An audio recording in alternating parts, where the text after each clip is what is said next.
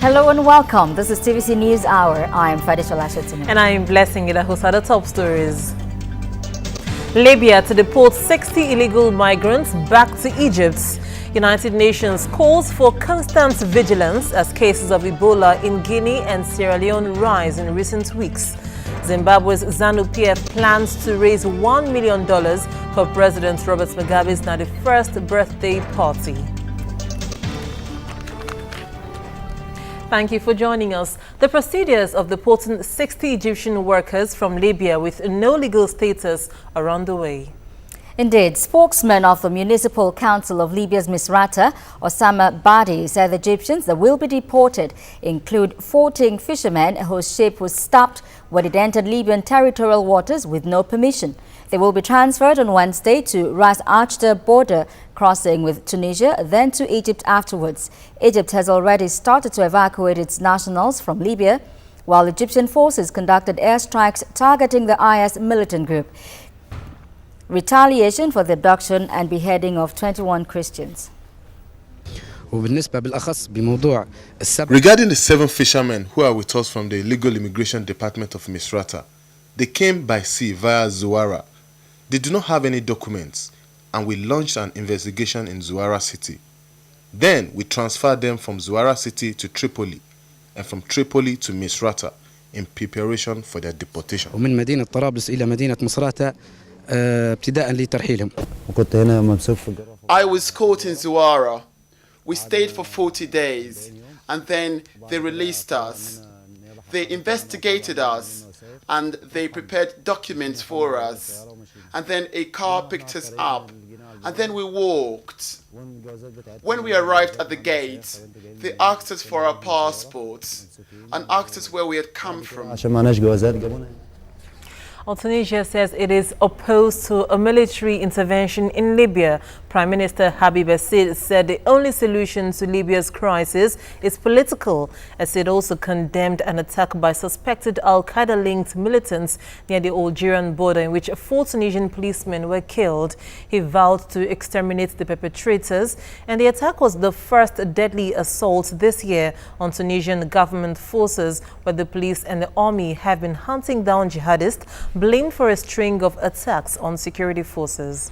هذه العملية الإرهابية الجبانة لن تمر بدون عقاب، وأننا سنلاحق الإرهابيين القتلة في جحورهم للقضاء عليهم وتطهير بلادنا منهم وبسط الأمن في كافة المناطق. اخذنا احتياطاتنا اللازمة لتفادي وقوع ودخول داعش إلى تونس. احنا ديما ضد الدخل العسكري، واحنا الحل السياسي هو الحل الوحيد. احنا نشوفوا الوضعيات هذه اللي قاعدين عايشينها السبب فيها اساسا هو التدخل العسكري، ولذا احنا الموقف بتاعنا واضح، هي الحل السياسي هو الأسلم. With global attention focused on the fight against jihad groups like ISIS, world leaders are worried and continue to suggest ways to end the menace of extremism. Grace Ekbu reports that the United States is particularly worried about the use of social media by extremists to gain new recruits and advance their cause. The images match the worst of Islamic State's atrocities. Black-clad fighters and an English-speaking jihadist taunt the West before slaughtering their victims in orange jumpsuits on a Libyan beach. The execution of 21 Egyptian Christians by militants in Libya proclaiming allegiance to Islamic State is an announcement that the group, also known as ISIS or ISIL, is spreading fast from Syria to Iraq and now Libya. These militants have profited from chaos to claim a North African gateway, a boat ride away from Italy's coast. This move has sparked international reaction. We have to be honest with ourselves. Terrorist groups like Al-Qaeda and ISIL deliberately target their propaganda in the hopes of reaching and brainwashing young Muslims, especially those who may be disillusioned or wrestling with their identity. That's the truth. The high-quality videos, the online magazines, the use of social media, terrorist Twitter accounts, it's all designed to target today's young people online. in cyberspace. Egyptian jets pounded suspected militant sites in Libya, and Paris joined Cairo in calling for United Nations action to halt the militant spread. For Egypt, the rise of Islamic State just over its border is worrying. خلي بالكم اللي بيتذبح إنسان اللي بيتذبح إيه ملوش أي ذنب خالص خالص إنسان بسيط رايح يكافح عشان لقمة عيش. Libya appears to be Islamic State's most successful move yet beyond its Middle East heartland, likely attracting more recruits and increasing Western fears of a new North African base for jihadist fighters. The group's latest mass slaying has turned Libya into yet another front on the international battlefield against Islamic State. The country has descended into factional fighting, leaving the country almost lawless, nearly after 4 years after Muammar Gaddafi's fall. Grace Ekbu, TVC News. The number of Ebola cases rose again in Guinea and Sierra Leone in recent weeks, prompting the United Nations to reiterate the need for constant vigilance and active surveillance, even in unaffected areas. TV's News' Oluwatosin Owolabi completes the story. We're focusing on constant vigilance, we're focusing on proper surveillance, and then we will get to 0 cases. But then the work doesn't stop, you know. Now what we've then got to do is to work on recovery of basic services, of schooling, of healthcare. According to the United Nations Special Envoy on Ebola, there are now 10 times fewer people diagnosed with Ebola each week than there were in September last year, and preventing the final 10% infections is the hardest part of the response. Now the pattern of the outbreak has changed, ladies and gentlemen. We've got now 10% of the cases that we had in September. It's tantalizing. You keep thinking we're nearly there. And yet, getting the last 10% into treatment and making sure that all the contacts are properly traced, that's the hard part. Speaking to the General Assembly, United Nations Secretary General Ban Ki-moon pointed out that there is a critical turning point as there is now a significant decline in the number of new cases in the 3 affected countries. While overall figures remain much lower than what we saw in 2014, incidence rates rose again in Guinea and Sierra Leone in recent weeks. More than half of those duly infected have not been in contact with the people known to have had Ebola. This reminds us that setbacks can quickly follow apparent gains and highlights the need for constant vigilance and active surveillance, even in unaffected areas. Also speaking to the General Assembly via teleconference from Monrovia, United Nations Mission for Ebola Emergency Response Ismail Ahmed believed there has been progress in the response to the fight against the epidemic. Since my briefing last month, there has been further considerable progress in the response. As the Secretary General noted, we have reason to believe that the worst of the outbreak is behind us. Over 9,300 people have died in Liberia, Guinea and Sierra Leone, the 3 worst hit countries since the outbreak of Ebola epidemic in early 2014. Oluwatosin Owolabi, TVC News.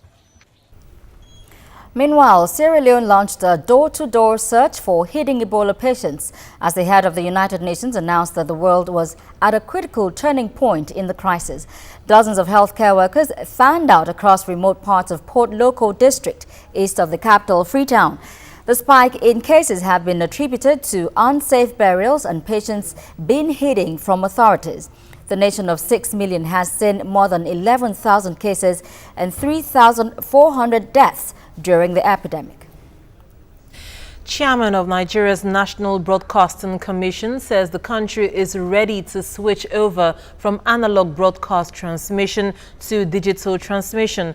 Herbert Orji is confident that the country would meet the June 2015 deadline for the switch with implementation plans already laid out in selected states. Orji was on a visit to the Lagos head office of Continental Broadcasting Service, owners of TVC News, TVC News Nigeria, TVC Entertainment and Radio Continental to see the level of preparedness by the organization for the digitization switch.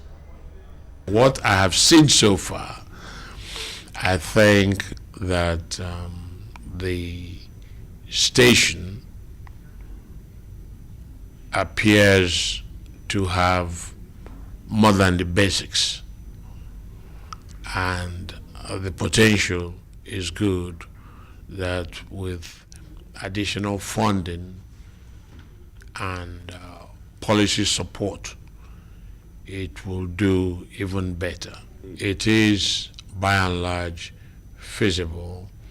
Any performance globally that is more than 51% is being seen as a success. Why? Because you are working with very many challenging factors in the society, and this is a practical challenge. It's not a classroom assignment, it's a practical challenge covering 176 million people estimated in 36 states and the Federal Capital Territory.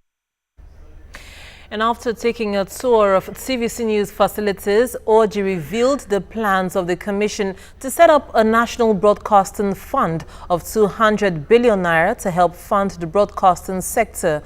25% of the fund will be set aside for grants and capacity building, while the remaining 75% would be given as loans at a single-digit interest rate.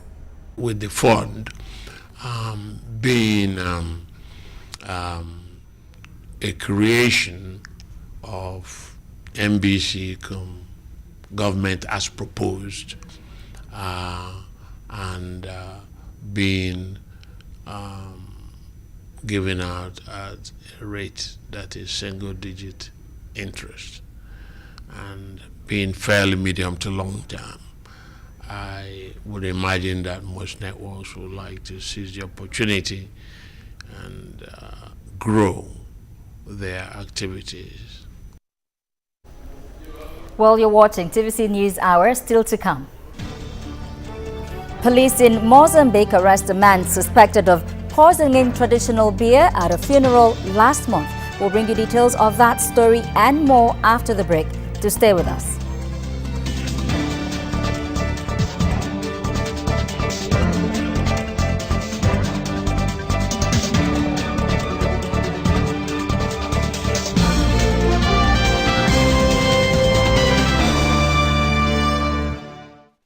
On TVC News Hour. Now, what do you make of the threat by Abubakar Shekau? Well, let me start by saying that we brought all this upon ourselves. It is very, very unfortunate that we allowed this kind of thing to happen, or happening to us. I have no doubt in my mind that millions of Nigerians do want to have democracy stay, because democracy has come to stay. People are no more interested in having the military coup or anything anymore.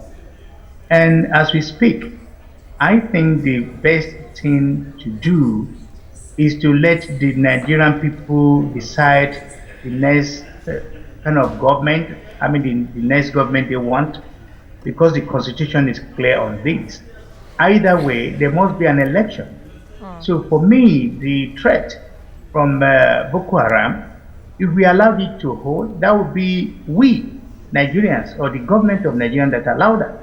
Because it is shocking to notice that the last 4 or 5 years, that we have all the time to deal, to quench, to crush, to kill, totally, or to delete the threat of Boko Haram. The government of Nigeria have not done anything, and that is the truth. We cannot afford not to tell the truth. The resources are there. We have all what it takes to have been able to defeat Boko Haram. So for me, as a Nigerian and also as a diasporan, as also finally as a political analyst, for me it is it's something I cannot understand. This time of our time when we're supposed to allow Nigerians to cast their vote, to exercise their the democratic rights they have, and we're not talking of Boko Haram disrupting. But then again, I think we should be asking also the government and the military chiefs, what exactly are they doing? I hope and I pray that the next the next 4 or 5 weeks they promised we will sort that out. All right, Otumba, the Nigerian House of Representatives has deferred debates on the constitutionality or otherwise of deploying soldiers to different parts of for the elections. Now, tell us what more you think the Nigerian government can do, apart from disregarding the threats of Abubakar Shekau, to put in place infrastructures to repel any attacks on that day.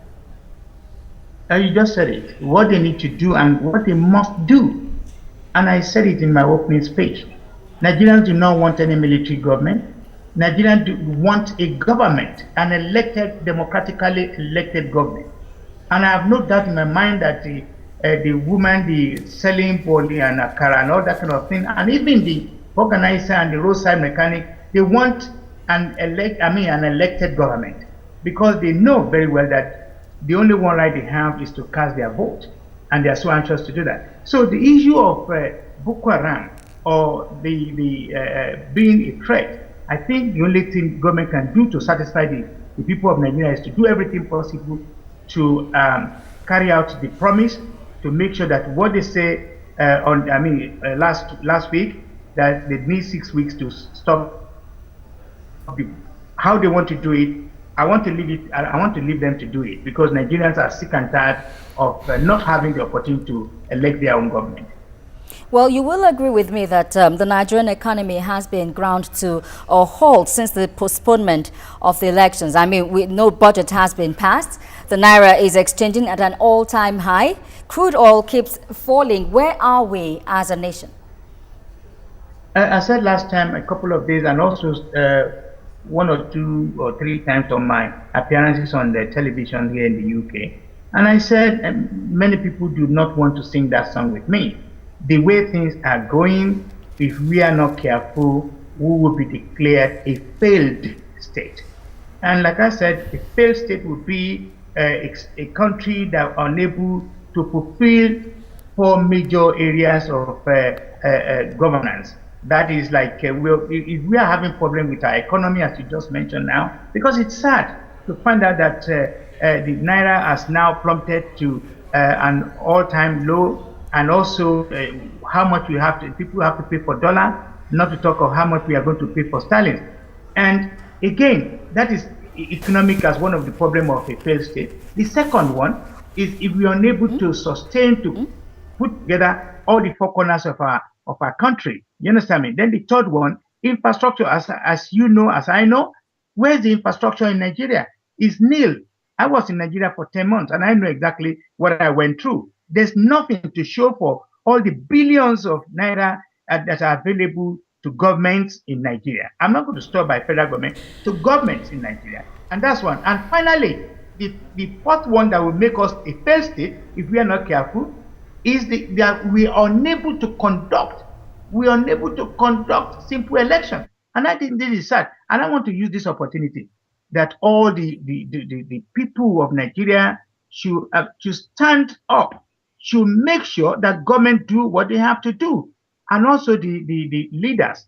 And this is also opportunity for them to rally around, to come together and say, you know what, we cannot afford to have another June 12 in Nigeria, because another truncation of these democratic settings would be another June 12, and that's not going to be allowed, not acceptable to Nigeria. I have no doubt in my mind that many other people will share this sentiment with me. Otumba Olabode Oseni, many thanks to you for speaking with us here on CVC News Hour. Moving on now, less than 40 days to Nigeria's general elections, different sectors have been speaking on their expectations from whoever wins the polls. Dr. Joseph Onigbinde, an infectious disease specialist, joined us earlier, and he said the electoral umpire must prepare for eventualities by deploying medical officers during the polls. There is still not a kind of cohesion between the federal government, the state government, and the Nigerian Medical Association. So I think by now they should have been putting some things in place that in case we have these, who are we going to deploy to take care of health casualties and all that, there should be some health personnel on ground, either by state government or by federal government, or even volunteers. That is what happens outside this country. You have volunteers. They don't have to, you don't have to go there because of money. So I think Nigerian doctors should get to that stage. Well, more than 36 civilians were killed and 24 others injured when a military plane dropped a bomb in Niger border village of Abadam, where the people assembled near a mosque for a funeral party. The aircrew was likely to have mistaken the villagers for Boko Haram militants. Abadam lies on the border with Nigeria, where thousands of soldiers from Chad and Niger are massed in preparations for operations against Boko Haram. Meanwhile, Nigerian government has declared 3 days of national mourning. Now, despite earning the title in recent years as the shipping corridor with the highest number of piracy attacks in the world, regional response to piracy and maritime security threats in the Gulf of Guinea have been fragmented. Maritime domain awareness remains slow, interagency coordination is limited, and intra-regional coordination mechanisms that have been established are often underfunded. Now, to talk more on this, we have joining us on phone Director of Research, Africa Center for Strategic Studies, Segli Joseph. Joseph, many thanks to you for joining us on CVC News Hour. Thank you. Now, this issue of piracy attacks became a global concern in 2011, and in 2012, 3 agencies, including the International Maritime Bureau, reported that 966 seafarers were attacked. And over time, these pirates have become more aggressive and better armed. How come the international efforts to curb the spread and growth of these pirates have not yielded so much efforts, or so much results, rather? Well, what we've seen is as the corridor, along the maritime corridor, along the Gulf of Guinea has grown more popular, and as the economies along the West and Central African coast have grown more productive, that there is a lot more container traffic that is flowing up and down the coast. As the oil economies have been able to export more oil cargo, there's just a higher value of cargo that's on the seas off of the coast of West and Central Africa. And so this has become an attractive target for pirates, borrowing some of the ideas that they observed off the coast of Somalia and the Gulf of Aden, where without a very strong patrol presence, that this commerce on the seas is an easy target for these pirates and armed bandits to attack these ships and take their cargo or hold some of the sailors hostage. Well, there are serious insinuations that some former militants could be behind these attacks. Could this be true? I'm sorry, could you say that again? There are insinuations that some former militants could be behind these attacks. What's your take on that? Well, there does seem to be some indication, given the level of preparation and the speed with which and the timing with which some of these attacks occur. There do seem to be strong indications that there is some collusion between some of those workers involved in the oil drilling or for crews on shore to be assisting the pirates. All right, Joseph, the United States Military Africa Command, AFRICOM, started joint naval training exercises with affected West African countries. And as of 2014, pirate attacks in West Africa occurred mainly in territorial waters, terminals, and harbors, rather than in the high seas. And of course, this hampered intervention by these naval forces. Now, going forward, how do you think authorities can begin to work around this situation? Well, I think the first priority for authorities is to recognize that this isn't a problem that can be addressed by any one country. What we have seen is that when one individual country does pick up its patrol surveillance, that the pirates will shift their efforts somewhere else along the coast. And so this is definitely an issue that needs to be tackled collectively, and there has been some progress both within ECOWAS, the West African community, as well as in ECOS, the East African, the Central African community of states, to build a structure for this coordination. The problem is that it hasn't been taken up at a high enough level that there can be really the political will and resources committed to making these coordination operations function. So I think that would be the top priority. The second priority would be to improve the surveillance abilities. And I'm not talking just about ships. I'm talking about satellite tracking. Currently, in West and Central Africa, authorities don't even know who is in control of a lot of the ships that are on the seas or on the territorial waters, as you suggest. And so, without having domain awareness, as the term is, without really knowing what's out there, who's there legally, who's there illegally, it's very difficult then to prioritize how to use your limited resources to try to defend the borders. Segul Joseph, Director of Research, Africa Center for Strategic Studies, many thanks for your time on TVC News Hour. Moving on now, police in Mozambique have arrested a man suspected of poisoning traditional beer, which killed more than 70 people at a funeral last month. Nearly 200 people were hospitalized after drinking pombe, a traditional Mozambican beer made from millet or corn flour and brewed for about 2 days. The poison beer is still being investigated. You're watching TVC News Hour. Tolulokwe Ogunjobi will have business stories, but that will be after this break. Stay with us.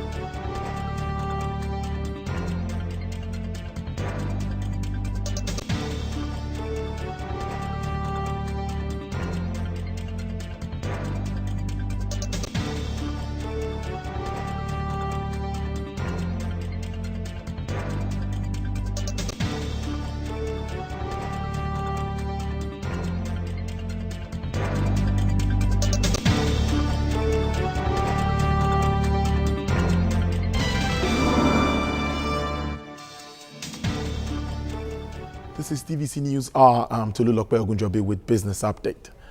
The World Bank Group says it will boost access to modern alternative energy across Africa through a new solar energy scheme. The Multilateral Finance institution says the project will create a viable market for private solar power projects and help the government increase the supply of energy for millions of consumers across the continent. The bank issued a statement that the program it calls Scaling Solar reduces the development time and uncertainty for bidders and investors, while lowering tariffs for utilities, which ultimately benefits consumers. It noted that in spite of the availability of renewed energy like solar, more than a third of the population still lives without electricity. As a result, the bank has set up an initiative with the understanding that large-scale solar power can be quickly and economically developed to increase the supply of electricity to national grids. Investors in South Africa's Sasol Petrochemical Group will face diminished profit at the end of this financial year as the firm plans to trim dividends payout to save cash. Sasol says recent slump in oil prices has forced its shares value to drop by more than 10%. This firm, listed on the Johannesburg Stock Exchange, says the company is changing its progressive dividends policy as part of response to the current low oil price environment. More than 15,000 Zimbabwean farmers will benefit from the Fit for Life training by Barclays Bank. The international banking giant says about $206,000 have been set aside to fund the training. Correspondent Pindi Adeobe completes the story. International banking giant Barclays Bank has partnered Zimbabwe Farmers Union ZFU, which represents thousands of indigenous farmers in Zimbabwe, in assisting over 15,000 young farmers through training. This program, which has been dubbed Fit for Life, will benefit young Zimbabwe farmers under the age of 35 years. A revolving fund of $206,000, which meant to finance the Fit for Life program, was launched by Barclays Bank of Zimbabwe and the Zimbabwe Farmers Union. Today marks the start of a partnership between Barclays and the Zimbabwe Farmers Union through the implementation of the Fit for Life program. Our unlikely partnership comes to fruition as a response to a bigger national threat, a growing, unengaged and unproductive youth. At Barclays, we are driven to develop our future leaders through skills transfer. What drives this agenda is a focus on financial, employability and enterprise skills. I'm confident that other players in the corporate sector will also see the prudence of investing in agriculture and in particular towards building the capacity of our young farmers. The Zimbabwe Minister of Education, Lazarus Dokora, also praised the Barclays investment in Zimbabwe's agricultural sector, saying that the new curriculum for the country's education sector, which is being crafted, will put the agricultural sector on the center stage. As we prepare to launch the new curriculum, which will be very shortly, we expect that agricultural skills, dealing with cropping, dealing with livestock, small or large, agroecology, the general preparation and specific programming on aspects of agriculture will take center stage in the new curriculum. The Barclays Bank investment into Zimbabwe Young Farmers Training Program has come as a boost to Zimbabwe agricultural sector, which has been hampered by inadequate funding in past recent years. Pindai Due, TVC News, Harare. Meanwhile, economies are developed when small and medium entrepreneurs thrive.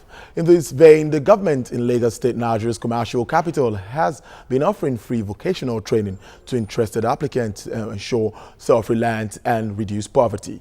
TVC News' Mariel Lasende reports. It was the third phase of the expanded economic empowerment program of the Lagos State government, and the beneficiaries are overwhelmed that they could acquire skill in any vocation of their choice at no cost. We have been empowered, that is, they have been able to mobilize us to be able to work on our own. We want to appreciate them and to say thank you very much to the Lagos State government. How to bake cakes, to make meat pie, to make sausage rolls. The things I've not been able to do before, I've done them very, very well. At the various skill acquisition centers, the instructors were on hand to impart knowledge in different vocational skills like catering, events management, hat and bead making, as well as headgear tying. Every patch is on the skin. that maybe it's caused by heat or sunburn. When you do facials, it cleanses it off. Skill acquisition is another means of any good administration empowering its people. This particular bead I'm wearing, it's done by one of the students of Badagry. I'm here one of the instructors who has been teaching these students how to make beads. Briefly, she will tell us how you can make beads. Hello, madam. Good afternoon, ma'am. What does it take to make beads? Well, we use, whenever you want to make beads, we use fishing lines, we use wonder knitter, we use our needle, and so many more. We have so many things, so many equipment in making beads.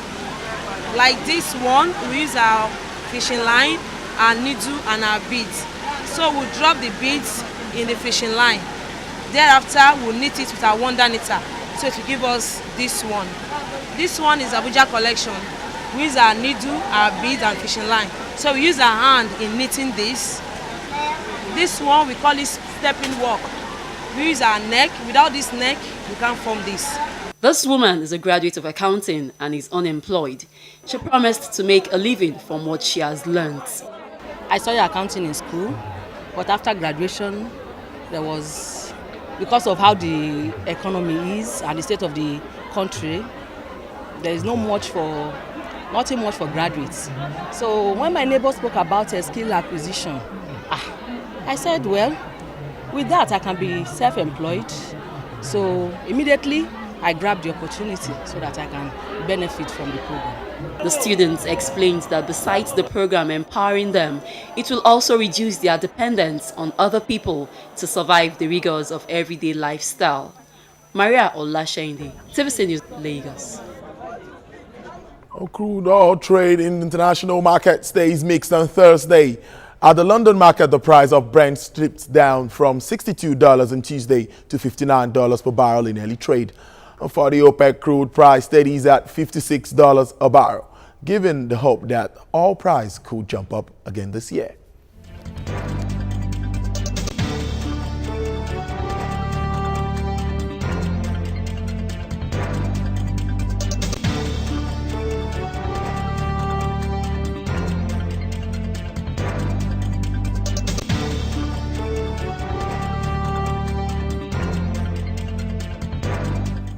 That's Business Update at this hour. I am Tolu Lokpe Ogunjobit. Back to Fade, Shola, and Blessing.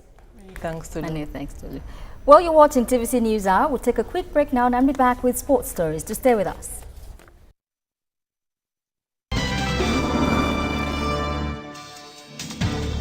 It's still TVC News in sports now. Real Madrid coach Carlo Ancelotti believes Cristiano Ronaldo has rediscovered his scoring form after inspiring Madrid to a 2-0 away win against Schalke in the UEFA Champions League. Ronaldo's sixth goal in 7 Champions League matches of the season came when the Portuguese headed in a 26th minute cross from a full-back. Brazilian defender Marcelo also benefited from another piece of Ronaldo magic in the 79th minute before firing home from the edge of the box with his weaker right foot. The win gives the defending champions a crucial advantage ahead of the second leg of the tie at the Santiago Bernabeu in 2 weeks' time. In the other game of the night, 2004, our champions FC Porto held Basel to a 1-0 draw. Que Cristiano ha nacido para marcar goles, creo que Cristiano Ronaldo lives for scoring, that's for sure. Even though it is not a problem if he isn't scoring for 1 or 2 games. But for sure, it was a success for him to score a goal. It wasn't just a goal for the statistics, but it was a game-leading goal. It was a reaction in an important part of the season. I think we are back on track.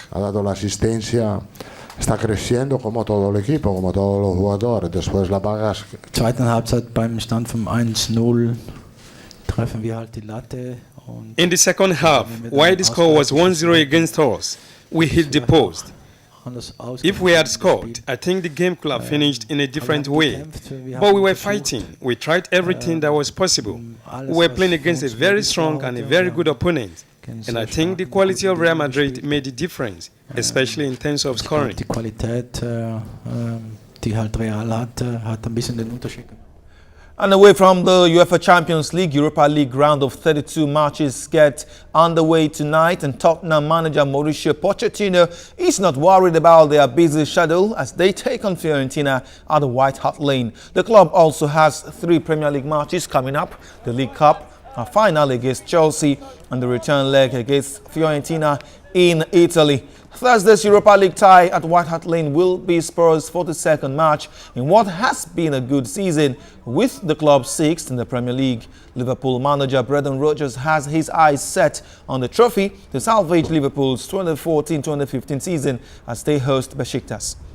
One of the objectives for us was to win a trophy, and I think hopefully you'll have seen from the efforts that we've put into the cup competitions that we want to do everything we can to win a trophy. So, and this competition is no different.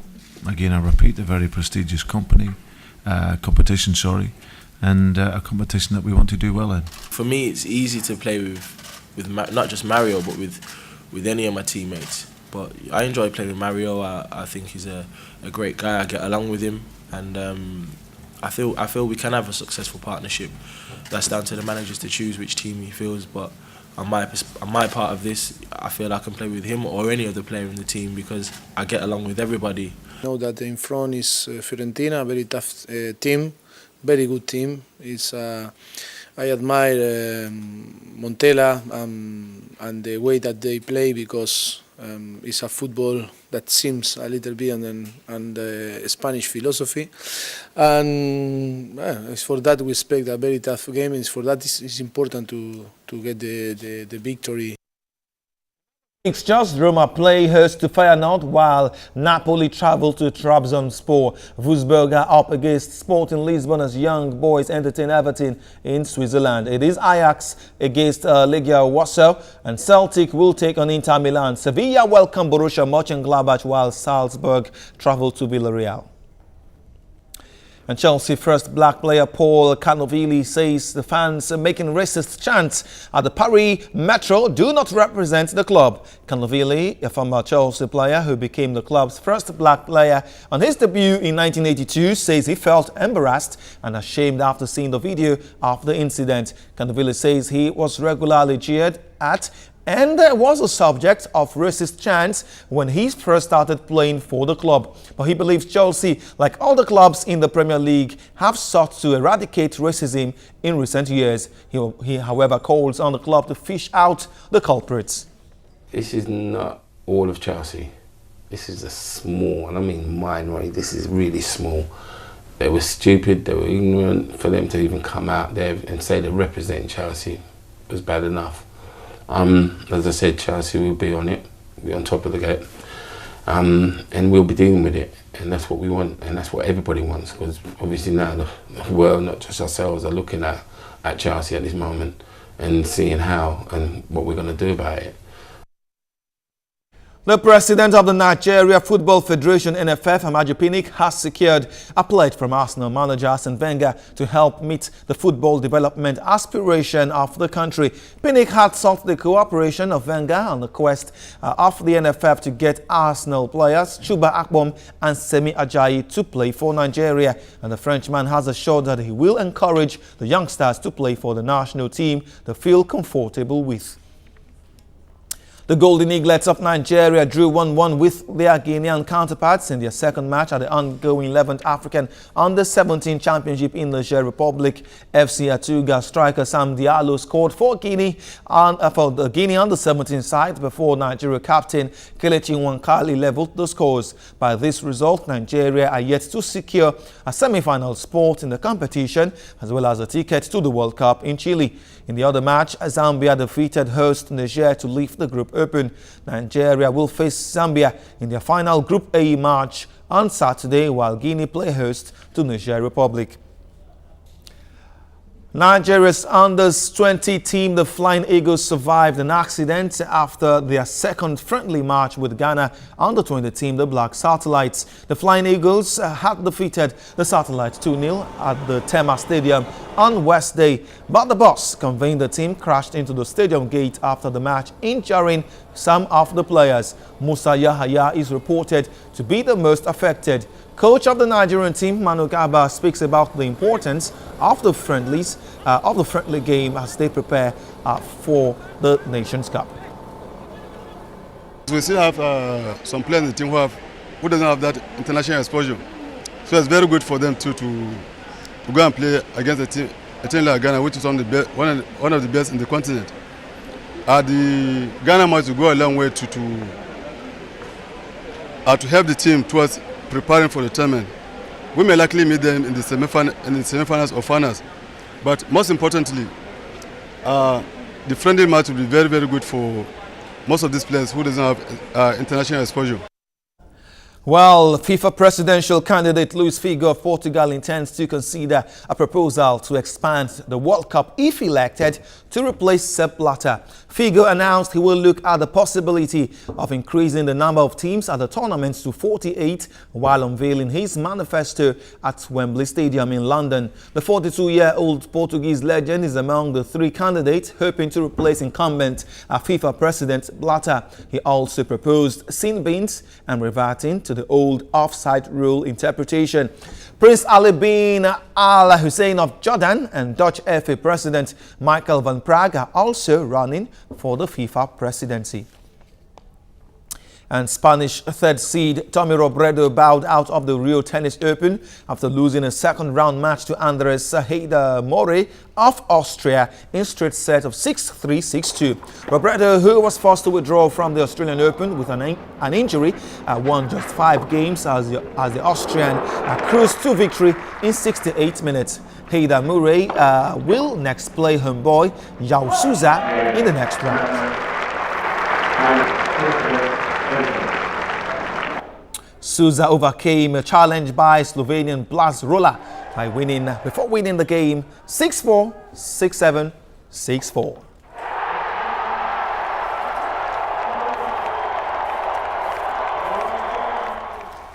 That's all on sports. I am Promise Foge. Back to you, Fade and Blessing.